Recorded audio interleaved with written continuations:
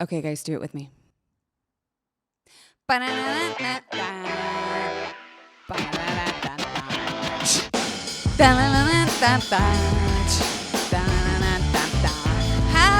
New Year, my sweet ass confidants. That is right. We are in 2021. New year, same pandemic, same shit we're going through, but you know what? Sometimes consistency can be nice, especially when it pertains to your favorite podcast, Confidently Insecure. This is the podcast where we're absolutely sure we don't know everything, or as my father likes to call it, desperately insecure. That wasn't a joke. That's literally what he thought the podcast was named. Anyways, I'm your host, KELSEY DARRAGH, and in true form, tried and true brand fashion, we are a little bit late posting this episode for the new year because how do I even start? There's a lot of reasons why things are a little bit late. I can't wait to dive into them. But first, I think we should all just do a little cleansing, confidant breath. Will you do it with me? In through the nose, out through the mouth. Come on, wherever you are, don't be ashamed. No one's looking at you. In through the nose, out through the mouth.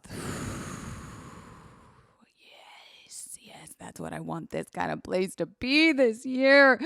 You have to bear with me a little bit too today because not only am I on my period, thank you, fucking Monday, but I'm also, for the third time, trying to wean myself off gabapentin. Now, normally I do not like to talk about medication ever because I used to, and I found that it, how do I say this? Like at first it was like, oh, I don't want people thinking that because of something that I'm on. And if I'm doing better, they go to their doctor and they want to try it because that's not like how brains work.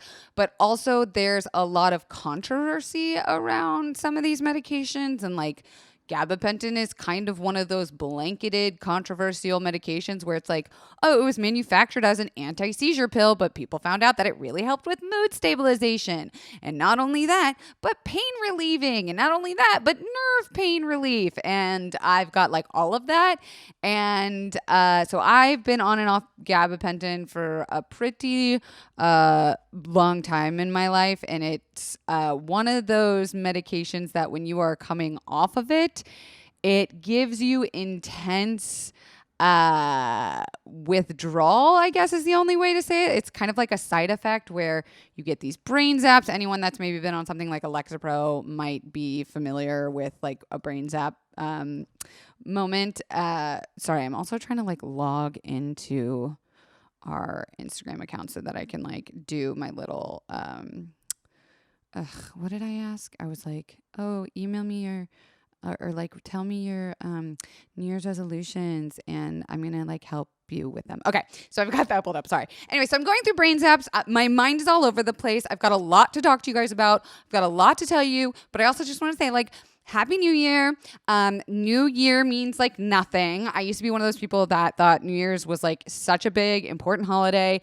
And I'd put so much pressure on myself to like come back to work and like start the year and implement all of these fucking new fucking resolutions and shit. And it never fucking worked. And there's so much science behind like the marketing and fucking capitalism behind New Year's trends with like diet and food. And we are just not about that here, okay? So I am not going to try and sell you on any fucking shit like that ever on this podcast, number one, except for therapy and my book probably.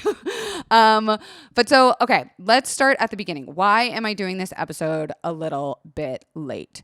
Well, as some of you may know, if you've been listening in the last couple weeks, I was on a cross-country road trip to go stay with my best friend Lacey, who is pregnant, up in the Catskills, and we took our RV. So we were able to like maintain social distance. I was very adamant about not being in an airport or on an airplane whatsoever. That's just my high-functioning anxiety.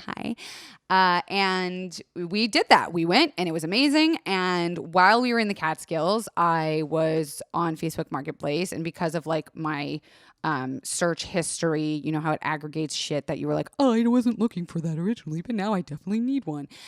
A ad popped up about someone who was selling their RV. And I looked at it and I was like, excuse me, they're asking how much for that piece of shit? Jamie is a beautiful, renovated, buffered baby, strong base. She's thick. Okay, she's got a strong car base. And then I fucking redid the ever living shit out of her on the inside.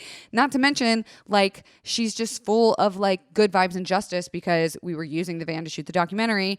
And just for shits and gigs, I told Jared, I was like, I just want to see if I post some pictures of Jamie, like what people on the East Coast would be willing to pay for it, because I was just like shocked at the prices that these things were being sold out. Not to mention, I've always been looking to either downsize or figure out something where I could park Jamie in LA, because I'm paying a lot of money to park her somewhere because she's 22 feet and she doesn't fit in my parking garage. And now it's like a big financial burden on me. Anyway, posted pictures that I just had in my phone. I didn't even like go and take professional before and after pictures of her. I just posted what I had in my phone. And within half a day, I want to say like 6 hours, I had 3 people offering me full priced cash offers that wanted to come see it like that week. And I was like, oh, holy shit, this was not the plan at all. And it really, truly wasn't. Like, Jared and I very much should have still been in Jammy right now, coming back to the West Coast and doing the podcast in the van. And like, I brought all my equipment, all my stuff. And, you know, we have shot everything that we need to shoot for the documentary as far as like our part as documentary filmmakers. And the next step on that documentary for Soraya is to partner with a production company. Now, they would then bring in like the big guns of more production resources. We wouldn't have to like live in an RV to shoot what happens next. So it was weighing heavily on my mind. Obviously, I have this like very emotional connection to the car because she's like the Justice Jamboree, and I spent all summer on her. Not to mention, I put an ass load of money into her of my own funds, hoping, you know, that it made it comfortable enough for a crew to live in, and then, you know, hope maybe if we sold it, we would be able to get some money back on that and reap the benefit of putting up the money up front, that kind of thing. That's just a risk you take as a filmmaker. Well, I got a message from someone, and I want to keep their identity private because they didn't know I was going to like talk about this, but they gave us an offer that we just couldn't refuse, in that she not only was willing to pay, you know, for the original price of the car, but then she wanted to donate the rest of the funds that I had spent on making the documentary to cover my portion of like the financial burden. And they are just a very good person. They saw some of the videos and they need it for their own specific reasons. And it was exactly what they were looking for.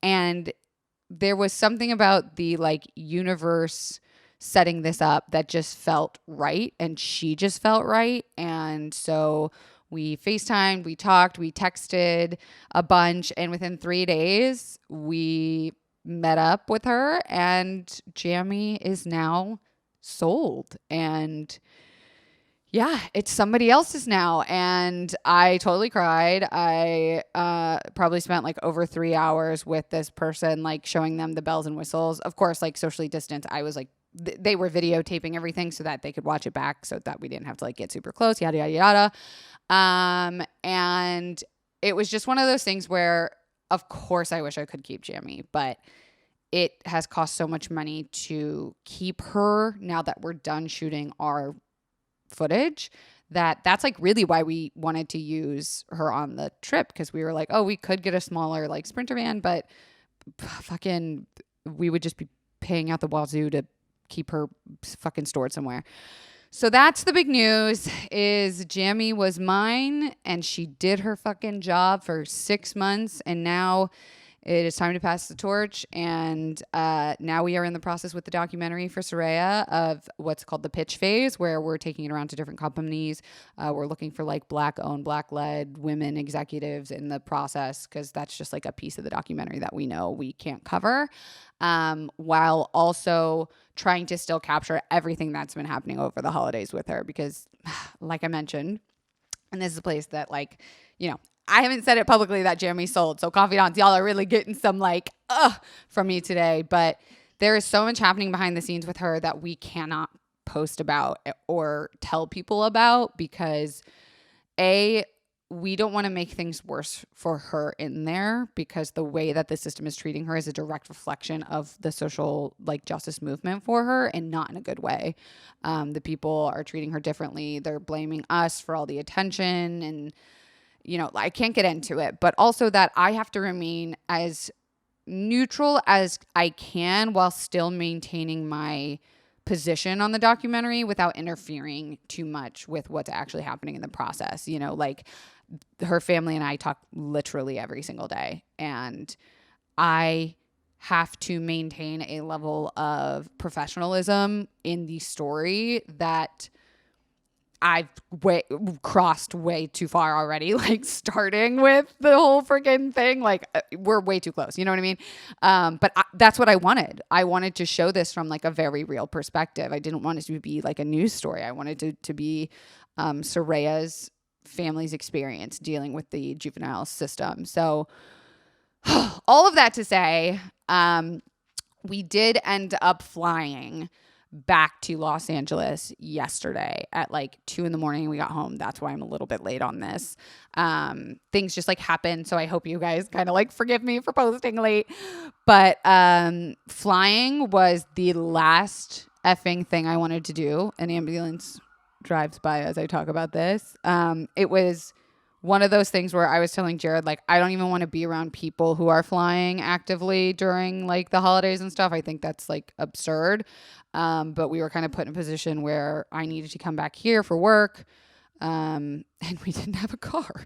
So we flew. We did fly first class. That's not a flex. That's just for safety. It was easiest to like get on and off the plane without having to like be around a bunch of people. We had more space. We had more time. The airport was like empty when we got there, but our flight was full. So that was like a very apocalyptic, weird experience. And now that we've touched down in LA, we're obviously quarantining for like 10 days. Just because we're not assholes. But, I had been tested, done PCR and rapid tests flying just to make sure. And, we've been in the woods in a cabin for like the last 3 weeks with my best friend and her husband, seeing literally no one but squirrels, and like barely even squirrels. So I think we're fine. But coming back to LA has been like a really big like splash in the face, cold water of how bad it is here. And I don't think people realize that LA County is like the number one most dangerous place to be for COVID right now. Someone is dying every 2 seconds here because of COVID. And I can't like really get into the statistics of that and like what that means without, having an entire episode about that. But so all I'm going to say is wear your fucking mask. Don't be a dick. Travel unless you absolutely have to. I don't feel good about it. And here we are. Okay. Moving along. So yeah, New Year's, right? Like, what does this mean? I've sold the van. My roommate is currently moving out, which is why if you look at my background, it looks completely different on youtube.com/KELSEY DARRAGH, because we are also in the process of Jared and I taking over the lease completely. And with that means I get to build my dream office/podcast room. That's right. I've been podcasting on my couch for the last however long podcast has been around. And when the pandemic hit, I moved to like my little standing desk area because no one was coming over to talk to me on my couch. But now that my roommate is moving out, I get to take over his bedroom and turn it into my dream office/podcast room/new business room, which I am so excited to tell you guys about. It has nothing to do with like this brand or us, but when that is ready, I am excited to tell you all about it. So that's another thing added to the list is like we came home and like everything was gone. We had boxes everywhere from Amazon deliveries that came while we were gone. We had 6 bags that we had to take out of Jammy of our stuff and ship home and check bags. And oh God, it was just a mess. So I came home and I was like, okay, new year, here we go. Fucking new office, fucking documentary. Okay, we're in the next phase of that. Okay, podcast needs to be somehow manipulated and amplified to be like the 2021 version of it. And then I was like, wait a fucking second. I'm not even taking my own advice of like, New Year's is just another fucking day. There is no reason to put so much pressure on ourselves to change, not only in regular times, but especially in COVID times. If there's any resolution you want to make, it'd be like, wear your mask even more often. Stay inside even more if you can. I'm currently in my sports bra and workout pants because I've been someone who during this phase has been becoming very happily in a relationship with body connection. I'm finding it definitely through yoga and Pilates, and everything I'm doing is online, YouTube classes. And I got a Pilates reformer for Christmas, but that is a very cheap one. Normally Pilates reformers are like $3,000. This one was on Amazon for $300. And, you know, I treated myself a little bit for selling Jammy, and my mom pitched in, and it was a great Christmas gift because that's been my favorite thing that I've done with physical therapy. And so I am also being very cautious not to say like, fuck New Year's body trends, because I also understand if you're someone that needs that like feeling of new year, new me to build a habit, but just reminding you that a habit can be built and broken at literally any moment in time. Guess what? It's Monday, January 4th. If you have done absolutely nothing different from your life of last year, I fucking applaud you. If you're someone who's cut off all your hair and moved out of your apartment and you start walking upside down, I'm so thrilled for you too. But I just want us all to remember that if we are going to be talking about resolutions, I would love if we all took a moment to think about ways that we can resolute in our minds instead of doing something with our bodies, which is a little bit about what I'm going to talk about on this episode a little bit later. I'll come back to that. But so I asked you guys on our Instagram, what are your New Year's resolutions? And I will anonymously talk about them on the pod. So let me just refresh our page here. Shout out to Autumn and Brooke, who have been killing it on the Instagram. My goal this year, because, you know, I have to set like quarter goals as a business owner, is to hit 20,000 followers for Confidently Insecure on Instagram. So share it with your friends. We've got tons of giveaways coming up. Oh my God, I got so much PR makeup for the holidays. When I came home, I was like, Jesus fucking Christ was born on this day. Merry Christmas. Okay, let's see. Okay, our first response is someone wrote that they want to do yoga every morning. Wow. How full circle. Okay, let's talk about it for a second. I think dedicating yourself to doing something every day can be a little hazardous because if we don't do it, we hate ourselves, right? So I would amend this one. I would suggest to amend this one to being doing yoga when my body needs to be honored, because that's how I've fallen in love with it in the last, you know, however long quarantine's been, is that PT gave me something to move my body for, physical therapy. And I think without it, I'd be in a much more terrible, awful, chronic pained place. And that's how I look at it, is I'm not looking at it as an exercise to lose weight, to like be in shape even. I'm just looking at it to honor my body. My knee is like crying out for help. My jaw is constantly crying out for help. My nerves are like crying out for help. And I just take those moments every day to honor my body. So that's what I would amend that one. Not that anyone even fucking asked for this segment. You're just getting it. Ooh, I like this one. This person said they want to meditate and not to let anyone persuade them away from what I want. Yes. That seems like such a simple statement, yet to put into practice is like one of the hardest fucking things. So I'm talking about both meditating and not listening to the haters, if you will. Maybe it's a little bit imposter syndrome-y, dissolving, if you will. Meditation, hard as fuck. I write about it in the book, which, if you think I wasn't going to talk about the book today, come on, we'll get there. But give yourself a little space to get used to meditating, especially if you're someone that has never done it. I am so anti-meditating. Even though I do it and love it, I'm still so anti it because it's so fucking hard and so it's been gentrified and Lululemon and all of that. As someone who now wears Lululemons, even though a year and a half ago I literally had an episode called Fuck Lululemon. I do think it's one of those things that you have to do what works for you. If meditating means sitting down in like a cross-legged position and, staring at nothing and thinking about nothing, go off. If it means watching a movie and masturbating, that's meditative. If that means cooking, great. If that's therapy, great. I think the one positive thing about getting into a routine is that it holds yourself accountable. It's basically you showing up for yourself, right? Because sometimes I'll be like, oh, why did I sleep in? Why didn't I get up? And I feel bad. And I'm like, why do I feel bad? It's like, oh yeah, because I count on myself the most, right? Like I am my biggest investment ever. I rely on myself literally every day to function. So when I don't do it, it feels like I've been like burned a little bit by like my employer. So I will say that is one positive thing about setting a routine to something. It's like it shows you that you can show up for yourself. Like you have accountability for yourself, which is so much fucking harder than showing up for a regular 9 to 5.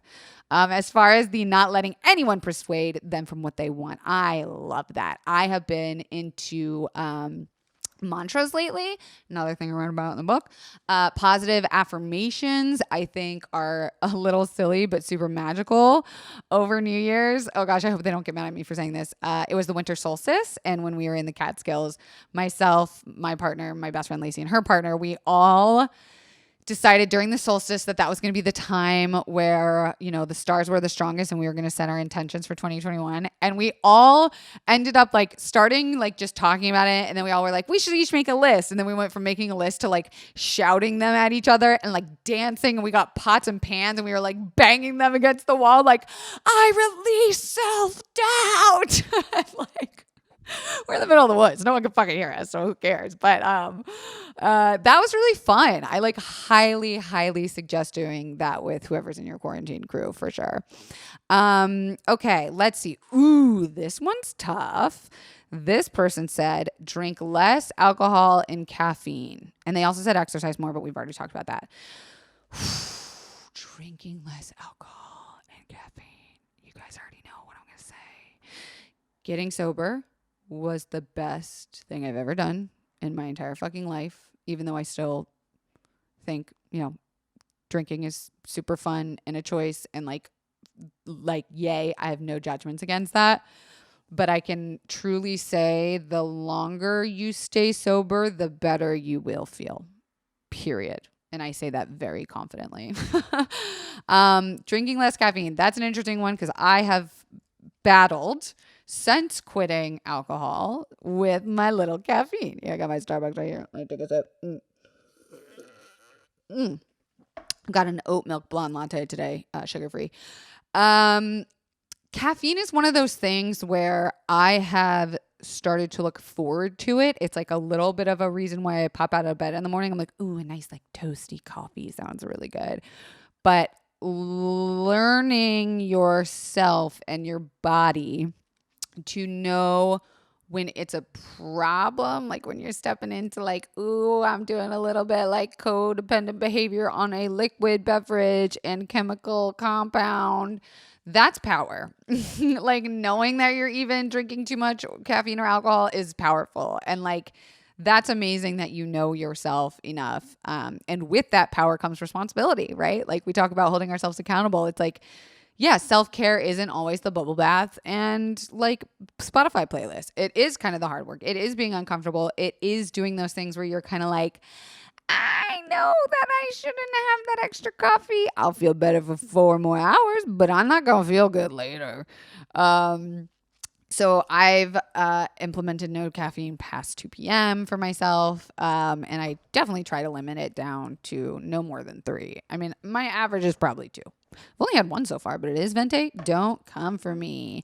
Ooh, this is a good one. I like this one. This person says their New Year's resolution is to be less of an asshole and practice compassion towards others. Ooh, a deep breath for that one, because I feel that hard. I think something I've always said about myself is that I know I am a bitch, but I don't know that the public ever really thinks I'm that bad. You know, like some people you look at on the internet and you're like, oh, they are a cunt.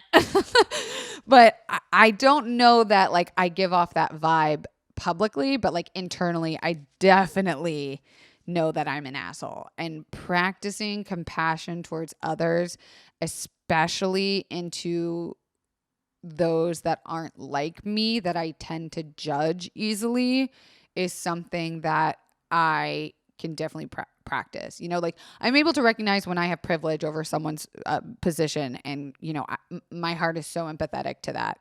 It's when people who are more privileged than I am and are unlike my views or feelings that I get like really judgy towards. And that's like liberalism, right? Like that's a little bit about like the complaints about like millennials who are on the left. It's like, oh, you say, you know, you want everyone to be treated the same, but then you treat like Republicans like they're monsters. And I'm like, ooh, guilty. So I'm definitely learning how to practice empathy as well. That's a really good one. Again, I think it's because it's not so external. It's not like a physical thing.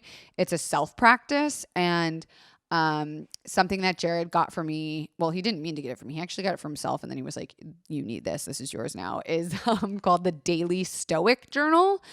I actually haven't read the book, The Daily Stoic, but they have a journal that prompts questions every day for you. And I used to be someone that was just like a freehand journal writer. I would just dump my thoughts every day and like look back on them. It was really fun to read. But I'm changing up my journaling this year in that these prompts are from Stoics and philosophers that give a little more depth into what I'm writing about. Like, for instance, day 1, January 1st, was about things I can and cannot control. And this is a great New Year's resolution to talk about that, because you cannot control how someone speaks to you or the way that they act or their public mischief or, you know, whatever. What you can control is your reaction to it, which is so hard to do. Y'all, I am guilty AF at this one. First thought's the worst thought. What matters is your second thought, because I am learning that my first thought is always like, how can I say something that will benefit me, rather than living in a little bit of uncomfortability or like confrontation for a moment. And so I'm just learning to like breathe a little bit more in tough conversations like that, like give a little bit more space.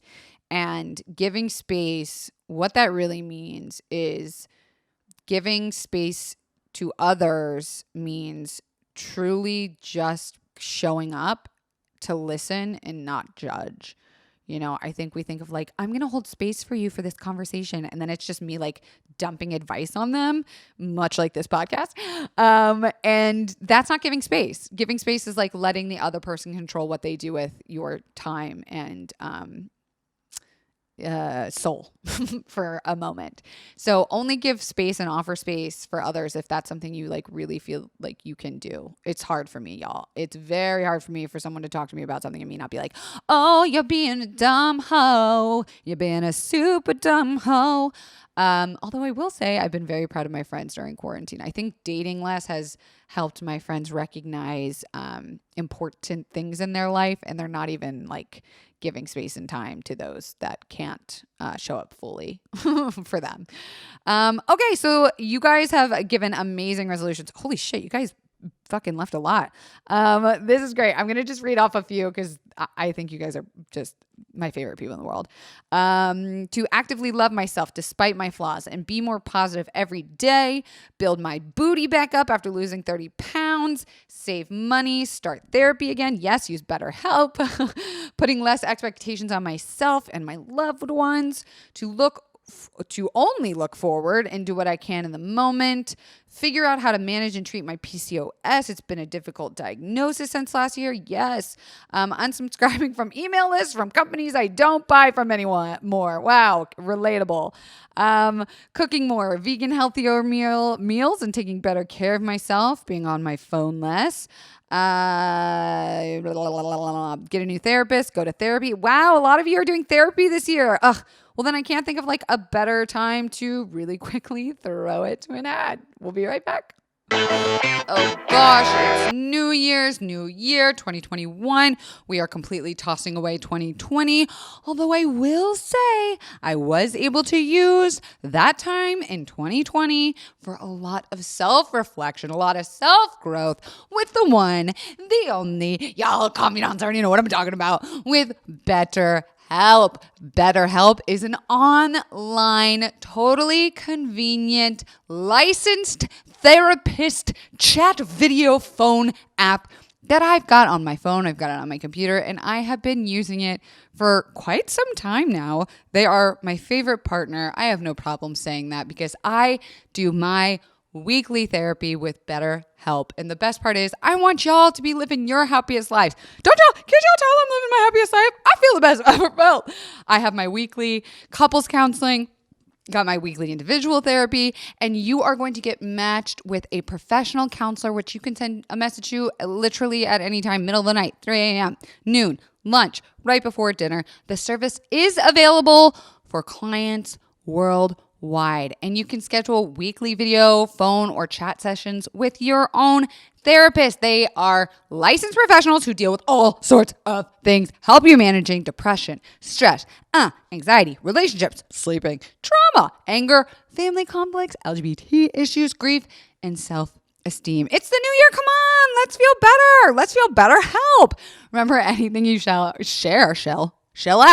share on BetterHelp is convenient, professional, and affordable. Okay? And I want you to start living a happier life today. And as a listener, you're going to get 10% off your first month by visiting betterhelp.com/CI. Join over 1 million of us that are taking charge of our mental health this year. Again, that is betterhelp, HELP.com/CI. Hey, confidants. I want to talk to you about something a little sexy, okay? I want to talk about what is touching your butt. Are you breathing comfortably in your underwear? MeUndies uses not only sustainable, breathable, soft as heck fabric, but they also give you endless styles to choose from. Chew from? Don't chew your underwear. Or do, whatever's in your personal time. It's not my business. It's total comfort inside and out. When I got offered this deal with MeUndies, I stood up in my chair, screamed, and then pulled my own underwear out of the side of my jeans to show my managers that I was actually wearing MeUndies in that moment. It is my favorite comfortable underwear, because if you're noticing your underwear during the day and it doesn't feel good, you should be looking at getting something comfy, like you're sitting on a cloud all day. And MeUndies has ridiculously cute prints, all sizes from extra small to 4XL. Honey, we love some inclusivity. And MeUndies believes you and your butt deserve comfort inside and out, which is why they created the MeUndies membership. It's really just a great way to love on yourself, and each month you'll replenish your basics with styles that are anything but basic. Styles that let you be the truest version of yourself, right down to your core. Plus, enjoy discounted pricing, controlled shipping, and exclusive early access. Love your butt and get the membership. And MeUndies has a great offer for my listeners, confidants. For any first-time purchasers, you're going to get 15% off and free shipping. Hello, we love when we get free stuff here. And they also have their problem-free philosophy, just like Lion King. If you're not satisfied with any products, they will refund it or exchange it. No caveats, no questions. To get your 15% off your first order and free shipping, go to MeUndies.com/confidently. That's MeUndies.com /confidently. Wow. Trying to get that coin to keep this podcast going this year. We love that. Okay. So obviously I have to talk about the book being out. Are you ready? Here it is. Don't fucking panic. Ooh, excuse me. The shit they don't tell you about in therapy. It's the shit they don't tell you in therapy about anxiety disorder, panic attacks, and depression. You'd think I know how to see the cover of my own book.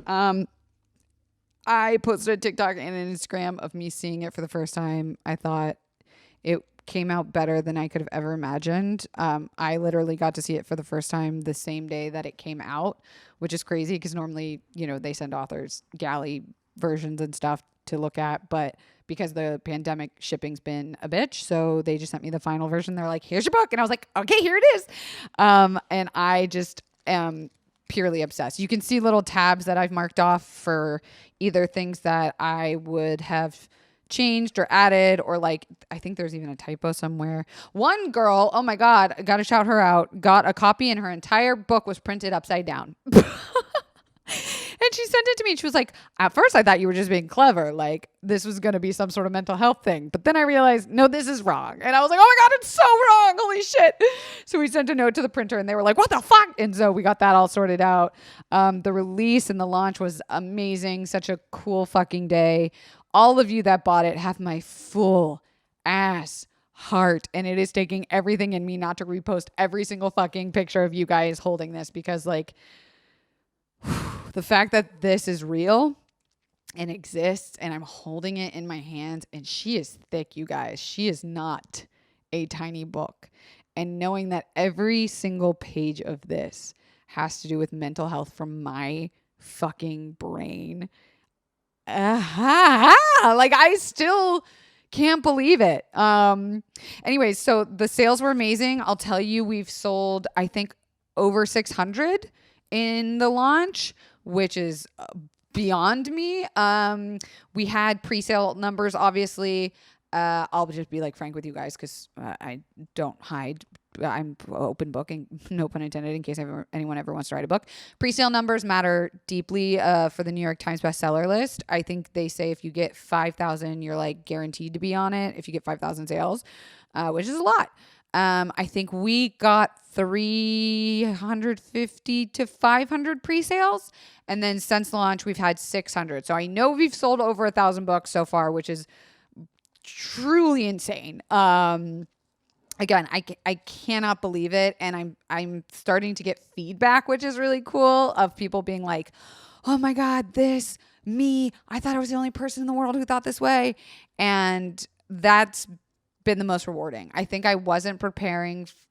I didn't think about the feeling I was going to have when people started reading it, which I know is very weird. There's so much in the process of making a book that the last thing you think about is like someone taking in the words with their eyeballs and having a feeling and then telling you about it, which is wild.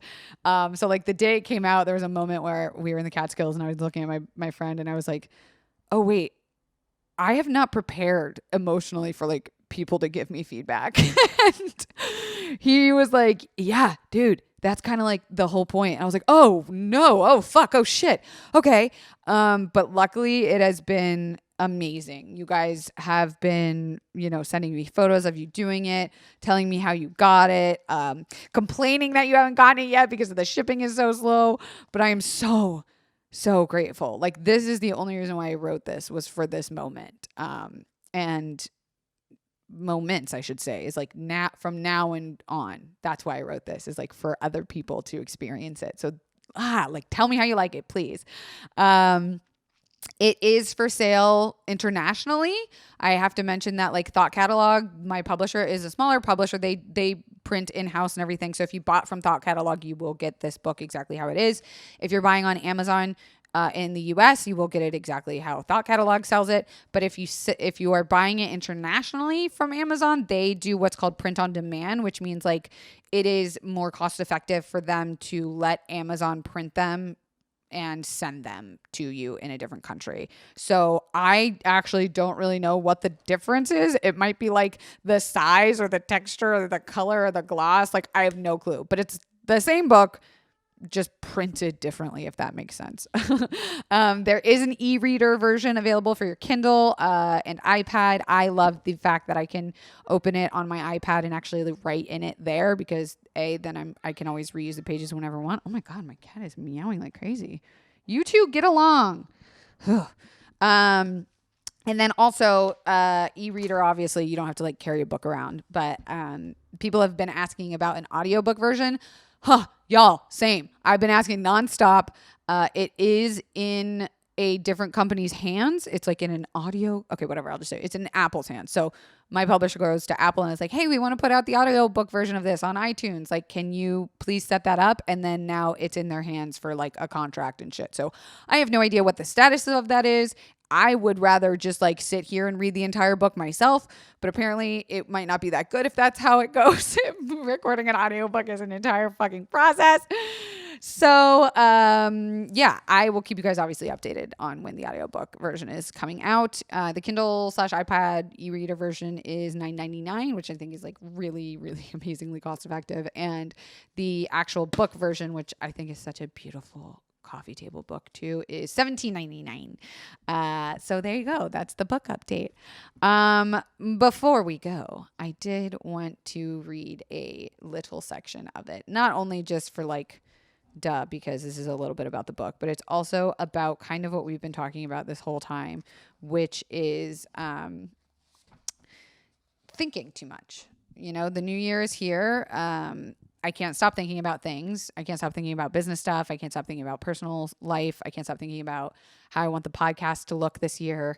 The new year brings this new wave of thinking, and sometimes it's not always positive. And so I wanted to just read a chapter out of the book that I think possibly might help some of us get through kind of this anxious first week. Oh my God, my cats are like fighting in the background. Can you guys see that? Hey, you two. No, lay out. Hey. See, all I have to do is make a loud noise and then they stop. I just scooted my chair. Okay. This chapter is coming from the Rumination chapter, which is in the anxiety section.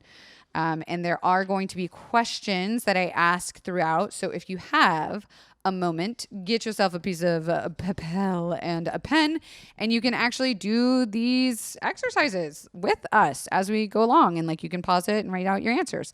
Yay. Okay. Are you ready, confidants? This is crazy. Let's do this. Rumination. Hold on. Let me overthink this. You like to think a lot. Good for you. She's a thinker. Thinking equals curious, equals growing, equals learning, equals optimizing self, right? Yes. Well, let me think about that for a second. This is true unless you are someone with an anxiety disorder and tend to get stuck on the whole thinking thing. Unhealthy and disruptive thinking associated with anxiety is called rumination. People that ruminate or mentally replay events, conversations, or thoughts that they have happened in the past or things that might happen in the future border a fun line between striving for higher cognition and also thinking themselves in an intensive worry spiral. From our previous example, this is in the previous chapter, ruminating over whether I turned my hair straightener off before I left the house for work can easily spiral into deep thinking, worry, and self-criticism, and fast. I cycle through thinking and thinking, which quickly turns into beating myself up. Did my dumbass turn off the hair straightener before leaving? And slips off the slippery slope into, I am such a fucking thoughtless idiot. How could I have done that? I don't pay enough attention. If the house burns down, it's my fault. The internal monologue, inner self-talk, the voice in your head, of a person with anxiety disorder can be heavily tied to your feeling of self-worth and overall sense of self. Some research has shown that negative self-talk can lead to exacerbating feelings of depression. If left unchecked, this could be quite damaging. People who ruminate, us, also tend to be people of creation and creativity, but have a hard time putting those thoughts into physical action. It can tend to feel like you are a professional procrastinator instead of realizing that you're simply overthinking more than the average person. It's important to note that you are still very capable of completing tasks while having the never-ending notification that is your rumination. A helpful trick in managing rumination is giving your inner voice a name. They're the problem, not you. When you catch your critic acting up, you can blame it on them. For instance, my inner voice is named Riley. Riley is wily and chaotic, and reminds me a lot of a Tasmanian devil. She's kind of a hot mess. So when I find myself overthinking, I know it's just Riley acting up, being a thoughty little buzzing fly in my head, focusing on the negatives. I have to talk to her gently and tell her to go take a nap. Another way that Riley ruminates is with completely useless thoughts. For example, I'll just be chilling in my garden, watering the grass, and then for some unknown reason to conscious Kelsey, my brain will start to have a convo with Chrissy Teigen in my head, practicing over and over all the things I'd like to say to her if we were ever to meet. I wouldn't even notice my brain doing this until I find myself talking out loud to myself. Wow, Chrissy, I also love 4 weddings on TLC and always think those girls who rate a 7 are totally copping out of just going out and saying they didn't like the wedding. 7 is a soft rating. 7 is a bitch rating. It's like having an opinion, Did you love or hate the buffet? And then I will say all of that about 10 to 12 times over and over, sometimes out loud, then back in my head in varying tones, practicing the conversation before I realize that my brain has convinced me to have a rehearsal with myself about a fake conversation I'm having with a celebrity that I will 100,000% never happen. This loud-ass ruminating quick voice is called inner speech. Inner speech moves 10 times faster in our heads than the time it would take for us to use our mouths to say it. Inner speech is a bit different from thinking in that it feels more like conversation than a random thought process. I like to think my brain is producing this completely useless conversation with Chrissy Teigen as a way of entertaining itself, but it can start to feel a bit exhausting. The best way to break this chain of thought is with mindfulness, which we will learn about more in the coming chapters. I experience rumination mostly with creative work. Each week, I host a podcast. Go listen, Confidently Insecure, the podcast where we're absolutely sure we don't know everything. Shout out to my confidants! And self-produce the whole damn thing, which I'm pretty proud of. But every week, after we release the episode on Monday morning, I have about 30 minutes of feeling content and accomplished in my brain. And then it's time to start thinking about the next episode. And sure, I could block shoot them, but they won't feel relevant to the week's news. So for the next 6 days, 23 hours, and 30 minutes, my brain is cycling in the thought of what next episode will be. Who will I ask to guest? What will the listener think? Are there any fun giveaway we can do? What about all the social media posts? Are we gaining listeners? Can we read an ad this week to pay for the whole operation? Will this week's topic last 45 minutes or run into an hour and a half territory? I could go on, but I'll stop with the inside baseball jargon. These thoughts aren't classified as intrusive since there are no negative emotions attached, but boy, are they constant, making it more annoying than anything. Before I fall asleep, I'm thinking of topic, ideas, picturing the episode, randomly imagining Chrissy Teigen as a guest. It's like a fly I can never swat away. I won't feel that relief until the podcast audio file goes live on the airwaves. But why? Those smart, sciencey people say it can be narrowed down to 3 basic reasons as to why we ruminate. Number 1, the brain wants to repair. My brain is ruminating, trying to gain insight into a problem to fix it. I will be very prepared if I ever run into the problem of not having anything to talk about with Chrissy Teigen. Number 2, there is unresolved emotion or physical trauma getting recognition. Number 3, stress. There are a couple of tricks to try once you've noticed you're ruminating to calm down that rapid cycle before it takes you into an endless trip into a black hole brain blender of high anxiety. Number 1, distract yourself. Yep, that's simple. Go do something else. Write, draw, tap your foot, really anything to tell your brain, aha, I've seen what you're doing. Now look over here at this instead. Number 2, take action. In the case about ruminating over my podcast, I could physically take action, whether that be writing an outline to get my thoughts and worries out, calling a friend to brainstorm, or just doing the dang podcast. Number 3, meditate. Don't worry, this book is not going to be filled with meditation as an answer for everything, but in this specific case of thought repetition, meditation can actually help break the cycle. More in the meditation and mindfulness chapter ahead.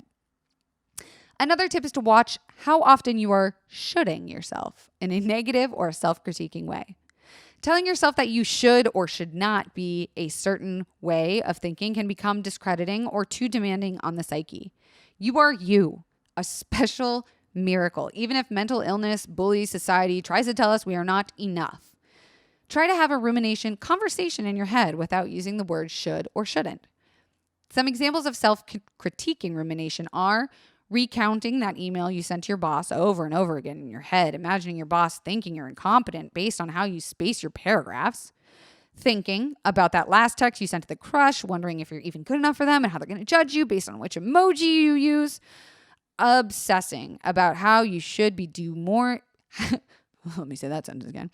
Obsessing about how you should be doing more of insert thing you don't think you're doing enough of. It's helpful to write out these scenarios you ruminate on, not to try to fix them, but simply to notice that you're doing it. You guys are paper and pen? Y'all ready? Okay. What do you notice that you ruminate about? Take a second here. I'll give you a second to think about it. Do you find yourself should or shouldn'ting yourself in this scenario? And if you do, how? How do you do it? How do you say it? Is it possible that you were being too self-critical about this situation? If yes, how so? Do you feel self-compassion in this scenario could be more useful? How? That's a big one. Can you give your rumination a name and a personality? What do they look like? How do they how do they present themselves to you when they are acting up?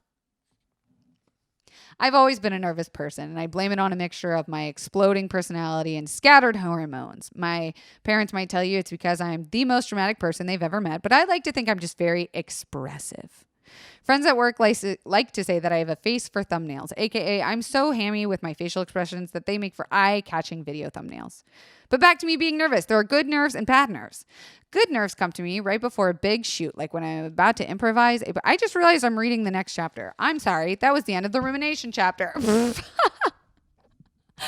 just was like, I guess I'll keep going. The sound of my own voice is so nice. Okay, so that was from the book, you guys. Let me know what you thought. Sound off in the comments below. I am so excited for this year of Confidently Insecure. I've already got guests lined up from BDSM workers, CEO of small businesses to $1 million businesses, Black psychologists. We're focusing more on mental health always. And of course, I want to get more friends on. I know it's a little bit hard with the pandemic, obviously, because we can't do it in person, but I've really appreciated those who have listened, despite not having a regular routine, despite not being in your car with your speakers in the morning, listening to your podcast. I am so grateful that I even have this platform to do this with you guys. And like truly the only reason why I keep doing this is because of you guys and your feedback and your comments and your Instagram follows and your DMs that I see after and sharing this with a friend. And each week I hope to keep building, making it better than the last, in a way that is meaningful to you guys. So if you have suggestions about what else you want to hear about this year, please let me know. The email is always open for reading. ConfidentlyInsecurePodcast@gmail.com. Don't forget to follow us at ConfidentlyPod on both Twitter and Instagram. There are giveaways galore happening. And I will see you guys next week. Happy New Year. Love you, Confidants.